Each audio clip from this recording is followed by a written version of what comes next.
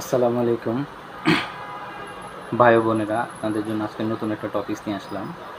নতুন টপিকস না, আসলে ফেসবুক প্রতিনিয়ত আপডেট হচ্ছে, এইসব বিষয় নিয়ে আলোচনা করব। তো আসলে জনপ্রিয় কিছু চ্যানেলে এবং অনেক কন্টেন্ট ক্রিয়েটররাই এগুলো নিয়ে ভিডিও বানাচ্ছে। যেমন বিষয়টা হচ্ছে যে আমরা অনেক সময় বিরক্ত হয়ে যাই, কারণ আমি যে ভিডিও দেখতে চাই সেই রিলেটেড ভিডিওগুলো আসতেছে না।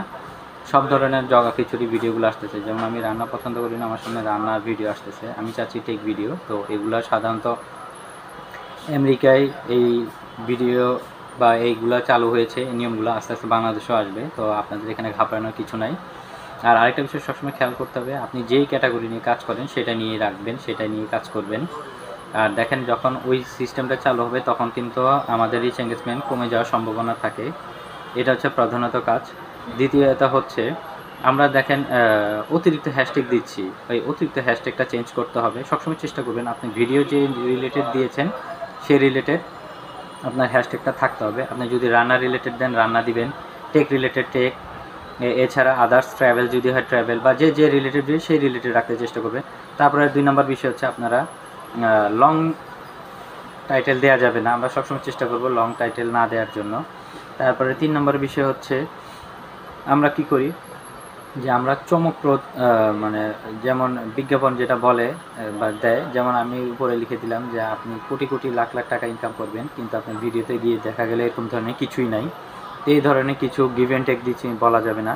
তারপর আরেকটা বিষয় হচ্ছে, স্টার সেন্টার বিশেষ করে তারা কি করে, তারা বলে যায় যে আমার এখানে আসেন 10টা 20টা 30টা 40টা ফুল ভালোবাসা দিব, এই দিব সেই দিব। এগুলো আসলে করবেন না, এগুলো আস্তে আস্তে কিন্তু স্প্যাম আকারে চলে আসবে।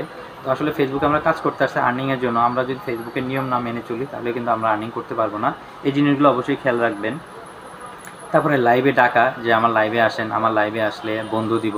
তারপরে ভিডিওতেই বলতেছেন যে আমার এখানে কমেন্ট করে যান এবং 10 জনের কমেন্টে রিপ্লাই করেন। এগুলো হচ্ছে সম্পূর্ণ স্প্যাম। আস্তে আস্তে আসলে বুঝবেন।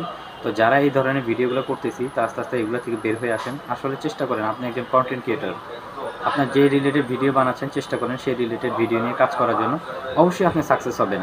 আর আমরা চেষ্টা করব সবসময় আমার ভিডিওতে যে টপিকসটা থাকবে না সেই টপিকস নিয়ে আমি কখনো হ্যাশট্যাগ দিব না বা আমি টাইটেল ব্যবহার করব না।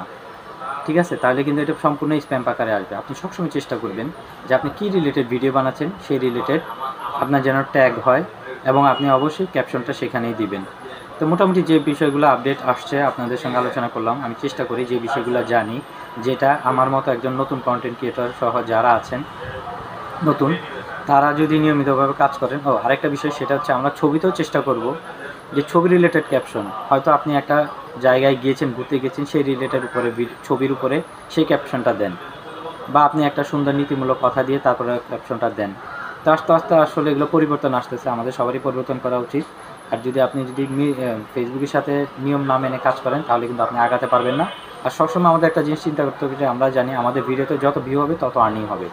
তো আজকে এই ছিল আপডেট। তো সবাই ভালো থাকবেন। আসসালামু আলাইকুম। নেক্সট আবার কোন টপিকসে দেখা হবে। ধন্যবাদ সবাইকে।